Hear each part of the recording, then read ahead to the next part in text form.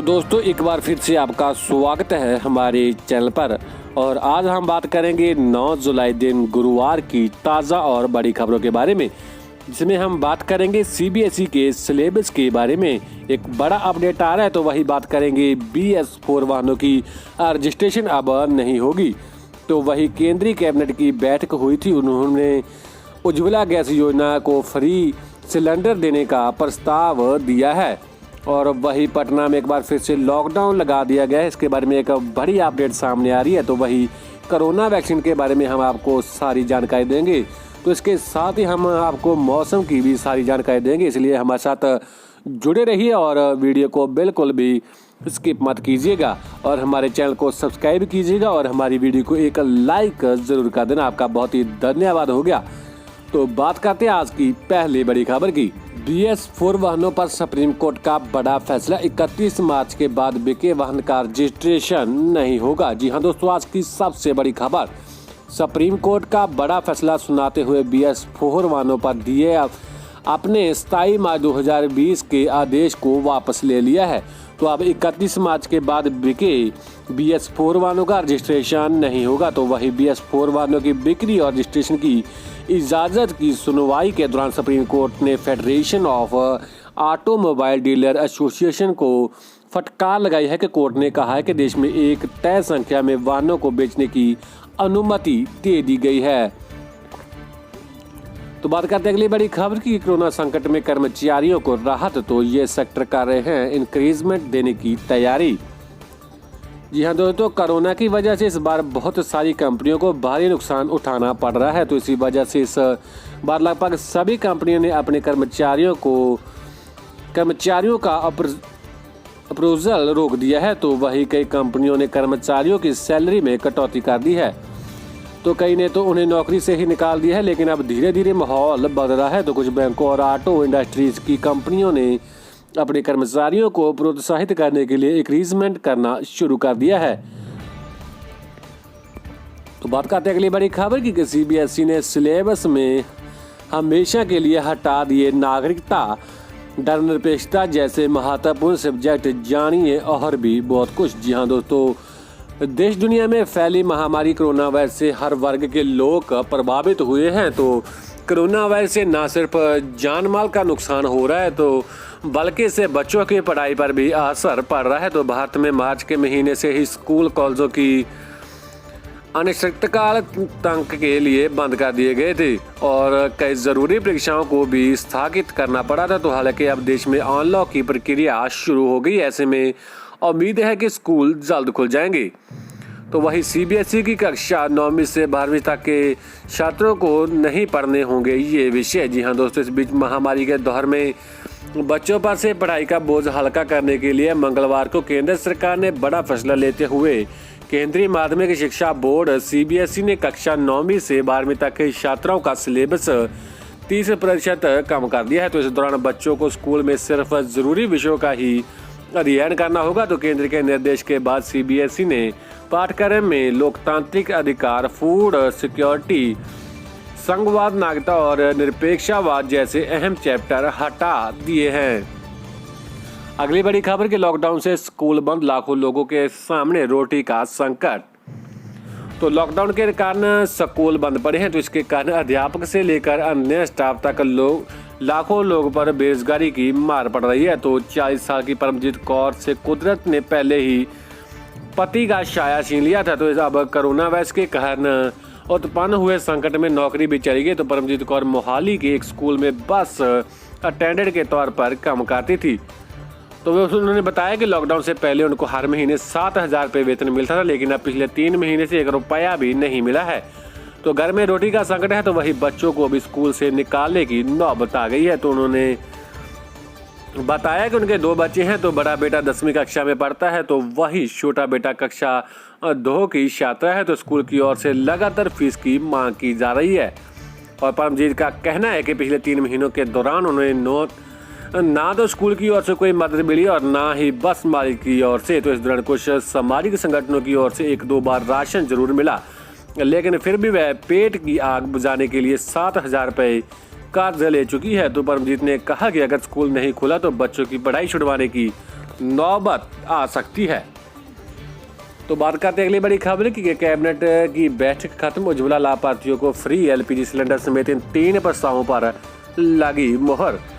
जी हां दोस्तों, प्रधानमंत्री नरेंद्र मोदी की अध्यक्षता में हुई कैबिनेट और सीसीई की बैठक में जो बातें की गई थी वो आज खत्म हो गई है। तो सूत्रों के मुताबिक कैबिनेट ने 3 प्रस्तावों को मंजूरी दे दी है। तो कृषि इंफ्रास्ट्रक्चर के विकास के लिए 1 लाख करोड़ रुपए की एग्री इंफ्रा फंड को मंजूरी मिल गई है। तो वही इसके अलावा पीएम मोदी द्वारा घोषित गरीब कल्याण अन्न योजना को नवंबर तक के लिए मंजूरी मिल गई है। तो कारोबारियों और कर्मचारियों के फायदे के लिए 24% मदद को भी वही मंजूरी मिल गई है। तो वहीं उज्ज्वला योजना के तहत फ्री एलपीजी सिलेंडर योजना का एक्सटेंशन को भी मंजूरी दे दी गई है। तो वहीं जो दोस्तों इस बैठक में जो बातें हुई थी, उन्होंने मोदी ने कहा है कि जो गरीब उज्ज्वला योजना के तहत अपने आप को खाताधार का बताते हैं, उनको एलपीजी सिलेंडर जो है फ्री में दिए जाएंगे।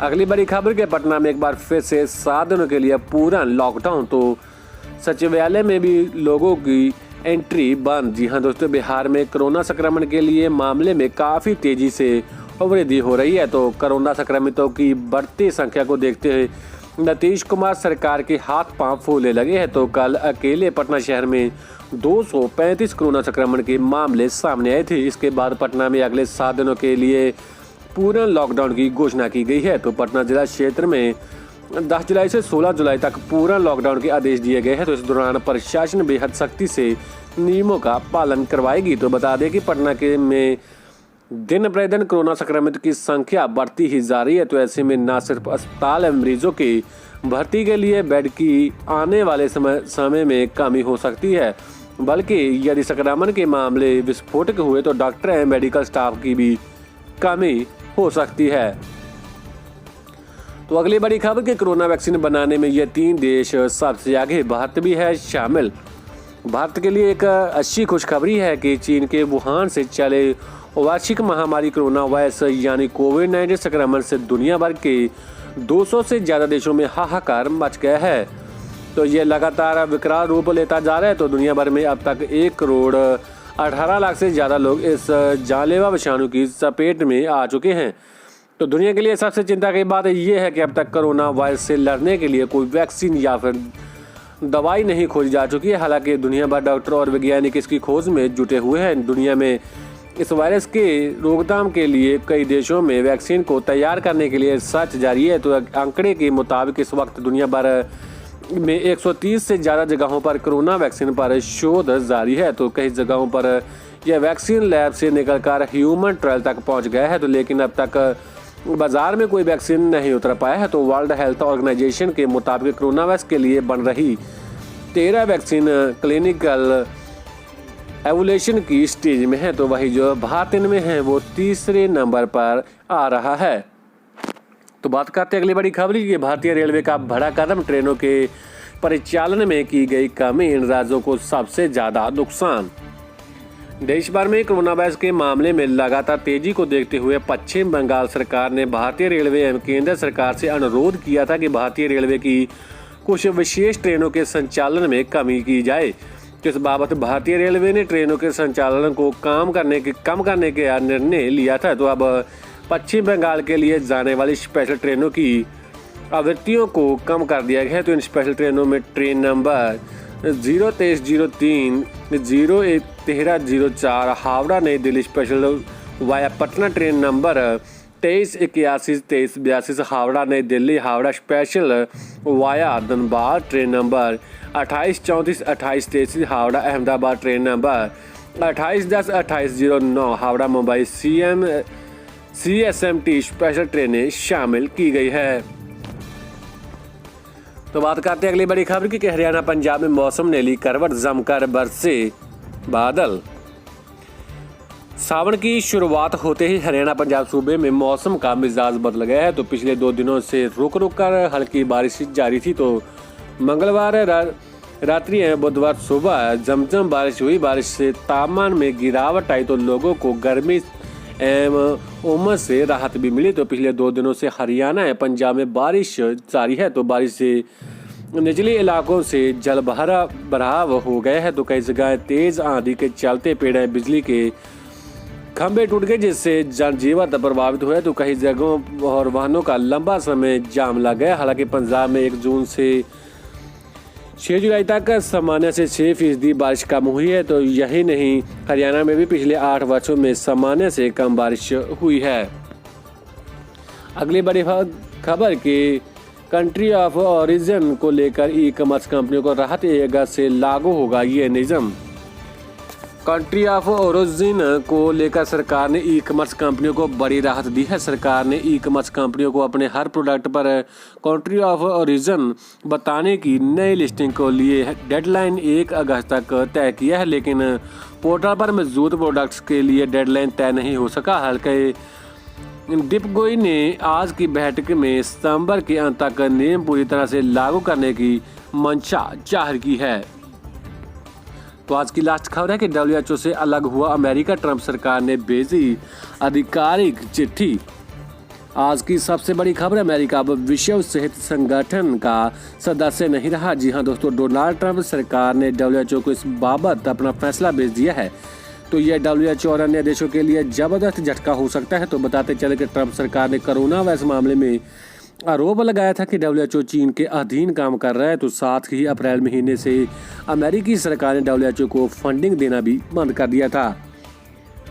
तो अब जो है अमेरिका है WHO का सदस्य नहीं रहा है। तो दोस्तों, ये थी हमारी आज दिन भर की ताज़ा बड़ी खबरें। तो आपको हमारे द्वारा दी गई जानकारी कैसी लगी, हमें कमेंट बॉक्स में कमेंट जरूर कीजिएगा और हम आपके लिए लेकर आएंगे अगले दिन की और बड़ी खबरें। अभी के लिए इतने दोस्तों, धन्यवाद। जय हिंद, वंदे मातरम।